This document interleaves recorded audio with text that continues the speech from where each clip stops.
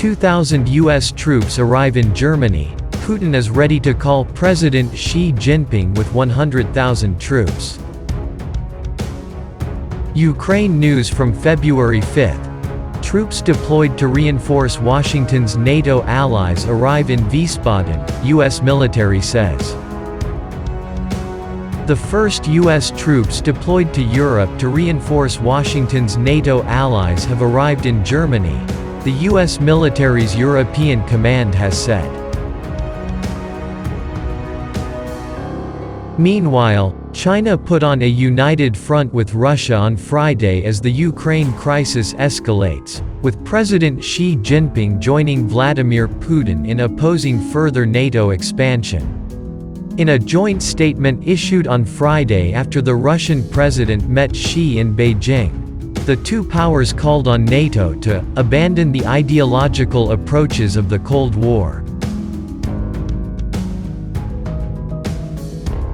The United States and its European partners fear Russia may be readying an attack on its neighbor given Moscow's massing of more than 100,000 soldiers near the two countries' shared border. But the Kremlin denies such plans and instead blames Washington and NATO for undermining the region's security. Germany should send Ukraine weapons. Security Conference Chief designate Germany should step up its leadership on the international stage and liberalize its arms exports policy, including considering sending weapons to Ukraine, the future chief of the Munich Security Conference, MSC, Christoph Heusgen has said in an interview. Heusgen said that Berlin was showing political leadership in the crisis. For example, reviving the Normandy format of talks with representatives from Ukraine, Russia, France and Germany.